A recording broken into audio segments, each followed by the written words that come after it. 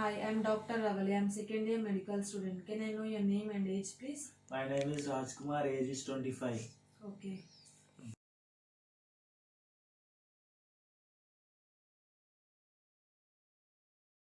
With the patient health history and after good hand hygiene, you are ready to examine abdomen. Ask the patient to lie down and relax. Expose the supine patient's lower abdomen by raising the gown to below the nipple line and lowering drape to the suprapubic level.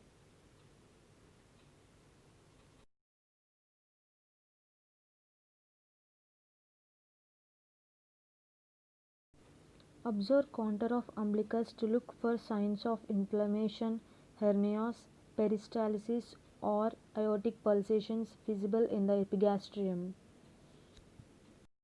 Warm your hands and your stethoscope. Then listen for the bowel sounds by placing the diaphragm of the stethoscope gently over each quadrant. Listen to the abdomen before performing percussion because these maneuvers may alert the frequency of bowel sounds. Occasionally, you may hear the normal stomach growling. If the patient has BP or arteriosclerosis disease, listen in the epigastrium over the aorta, then listen the iliac arteries and then the femoral arteries. Next, lightly percuss the abdomen to assess the distribution of tympani and dullness. Tympani is a high-pitched musical sound that indicates a hollow space filled by air or gas in the stomach or intestine. Dullness suggests fluid or underlying organs like the liver and spleen.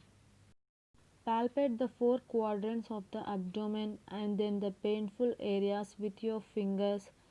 Together, place your hands flat on abdomen and press using a light dipping motion, moving smoothly. Palpate all quadrants. Identify any tenderness or increased resistance to your hand.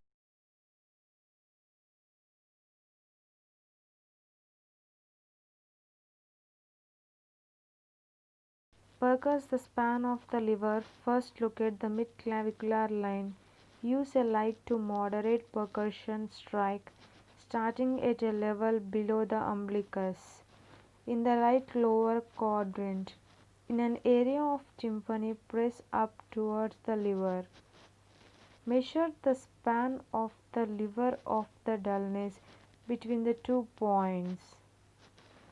The normal liver span in men is greater than in women.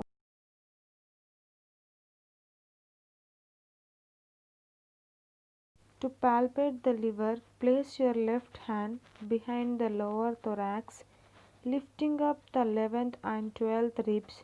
Then place your right hand just below the right upper quadrant, lateral to the rectus abdominis muscles, and well below the lower border of liver dullness. Ask the patient to deep breathly. Then press gently into the abdomen. Then ask the patient Then ask the patient to take a deep breath and feel for the liver edge. Often you need to try again, moving your fingertips closer to the costal margins. The hooking technique may also helpful. Standing to right of patient's chest, place fingers of both hands below border of liver dullness. I'll ask the patient to take deep breath to assess the tenderness where the liver is palpable or not.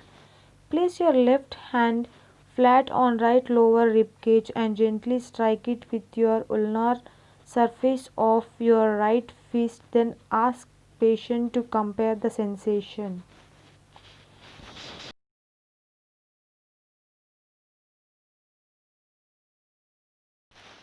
To palpate the spleen to assess its size, reach over and around the patient with your left hands to support the left lower position rib cage and overlying structures.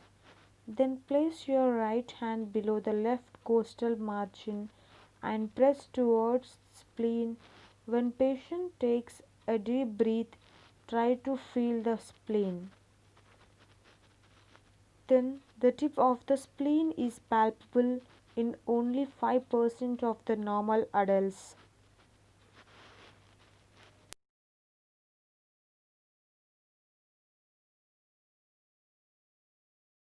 To detect the splenomegaly, an enlarged spleen percusses the left lower anterior chest wall roughly from the border of cardiac dullness at the sixth rib to anterior axillary line and down to the costal margin.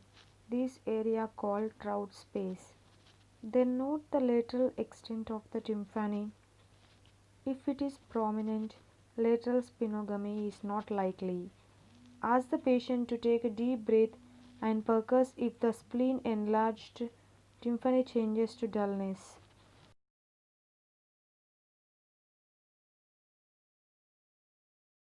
To palpate left kidney, place your right hand behind the patient just below to the right 12th rib with your fingertips.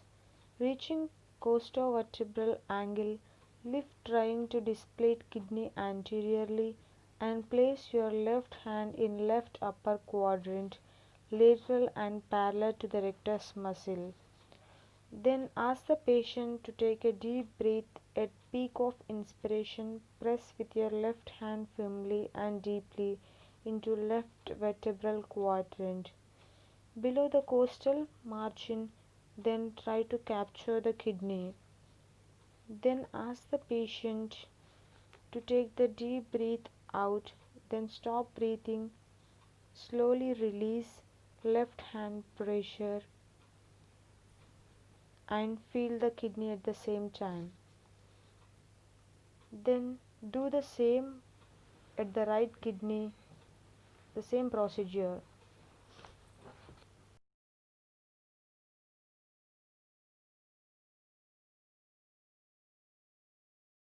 Then ask the patient to sit up, then assess for the costovertebral angle tenderness seen in pyelonephritis. Place the ball of your left hand on each costovertebral angle and strike it with the ulnar surface of your fist. No tenderness over the normal kidney.